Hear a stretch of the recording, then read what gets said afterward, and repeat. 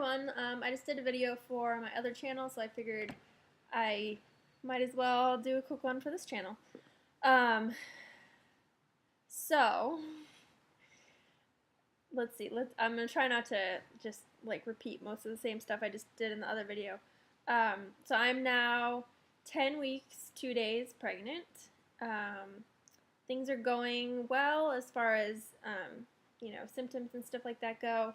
I don't remember when I did my last video on here, but last Monday I started on taking B6 to help with the morning sickness, and that has made such a huge difference. Like, I'm actually semi-human again, and able to be up and about and doing things, and not just a zombie on the couch.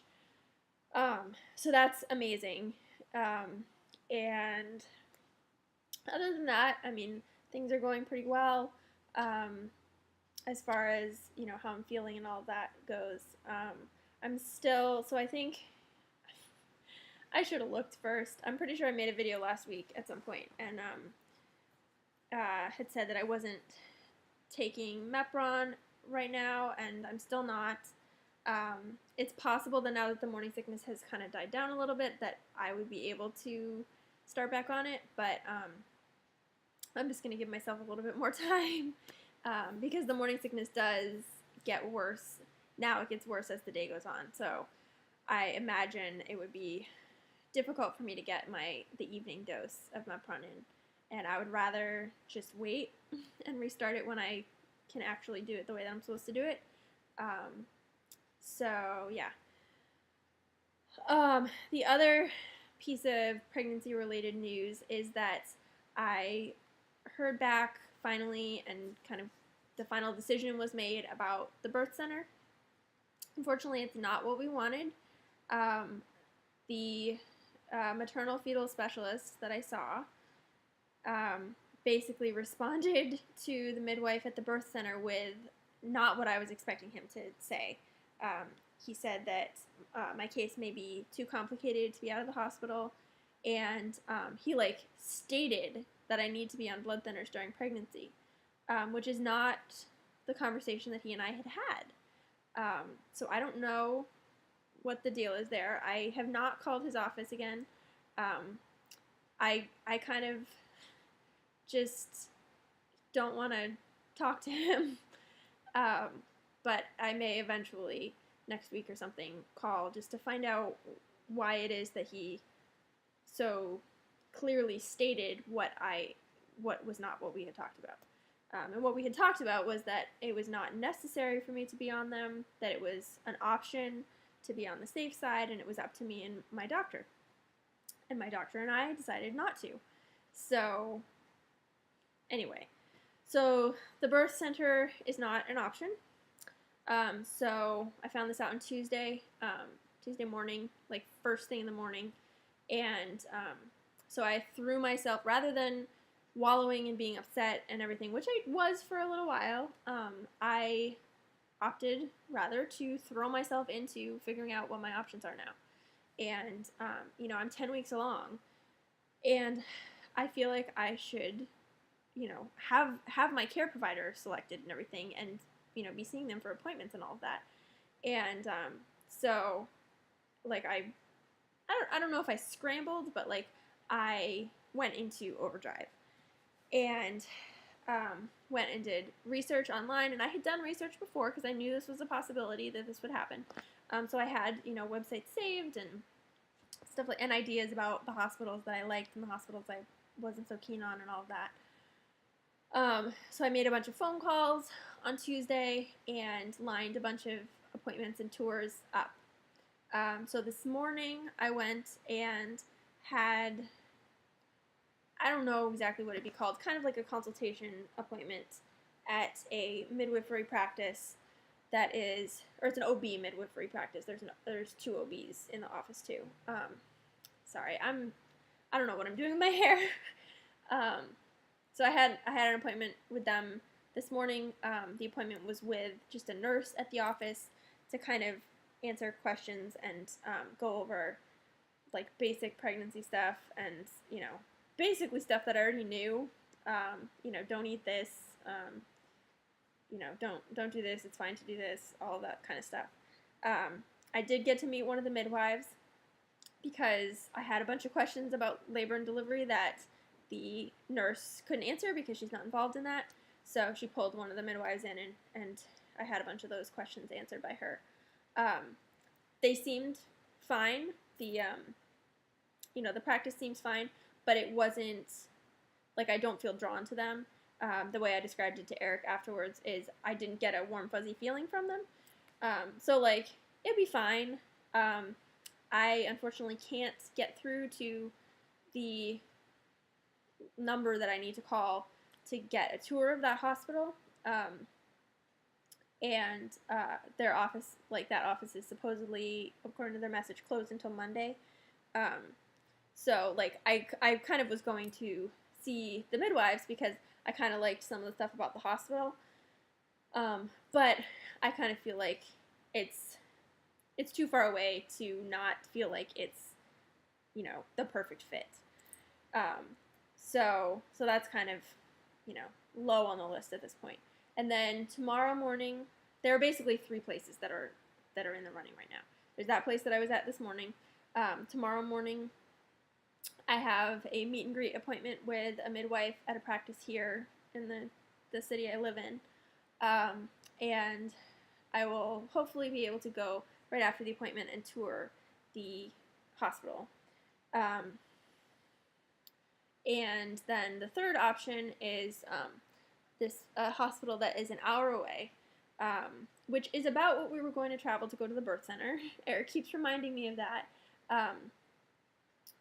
So it's an hour west of me, and I have an appointment to go and get a tour of the hospital tomorrow afternoon, and then next Tuesday morning I have an appointment with one of the OBs associated with the hospital.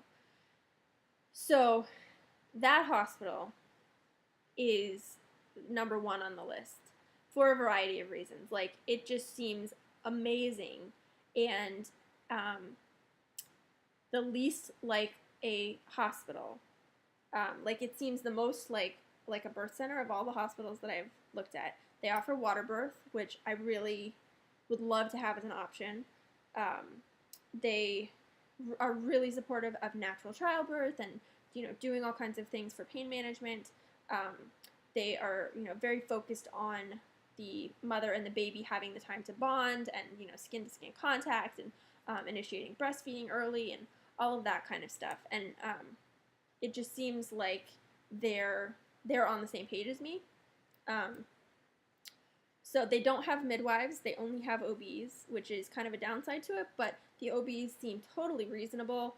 And, I talked to someone at that office today, and or 2 people actually, and they were both super nice. And if the OBs are practicing at this hospital that is so, so down to earth and kind of calm, and or at least that's the sense that I get, and they have a lot of information online, then I imagine the OBs are lined up with that. So, and there's one OB that's especially interested in low intervention birth and water birth. So it's just that seems like it's very likely going to be the hospital that we choose. It's unfortunate that it happens to be an hour away, but I was the one I went to today is 45 minutes away, and if I'm going to get really what I want, I'm willing to travel that extra distance. There is some question about insurance coverage for them, whether they accept my insurance. It seems like they do, and they're going to call and check for me this afternoon. But even if they don't, I think we would still look into using them. So, yeah.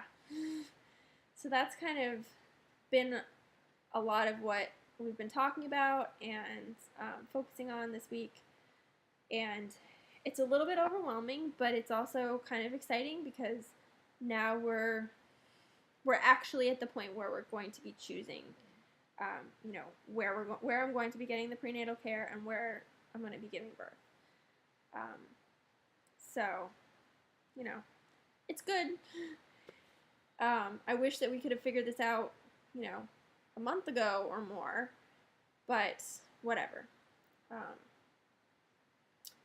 So, yeah. Otherwise, as far as like just general life and Lyme and all of that goes, there's not a whole lot to update about. Like, honestly, my Lyme symptoms are really not very bad, or at least it's hard to tell if something is Lyme related versus pregnancy related, because like I'm tired all the time, but that's pregnancy related, and I get headaches, but that's very likely pregnancy related. So it's really hard to kind of differentiate. The one thing that has been kind of more of an issue lately, and it also could be pregnancy related, is more dysautonomia problems. Just there are some days where it's really difficult for me to stay upright, especially standing up. Like sitting up I can usually handle, but standing up sometimes is just, it doesn't work. And I'm dizzy and lightheaded, and I get like sweats and more nauseous and trouble breathing, and just kind of all of my pretty typical dysautonomia type symptoms. But it's manageable, and I need to do a better job of staying on top of getting my fluids every day, my IV fluids, because it definitely is worse when I make the decision to skip them on a day, which is not a wise decision, but there are some days when I just don't want to deal with it. Yeah, so that's pretty much it. This has been longer than I planned, but that's how it usually happens. Trying to think if there's anything else to throw in. I don't think so. I think that's pretty much it.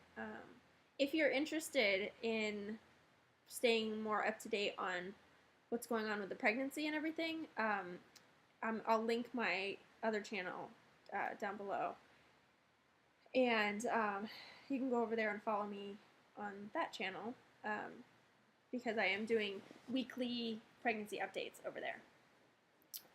So I don't talk as much about the illnesses and stuff, although I do touch on them a little bit, but that's more pregnancy focused, and I'm sure it will, Lyme stuff or whatever will come up, and I'll talk about it on there,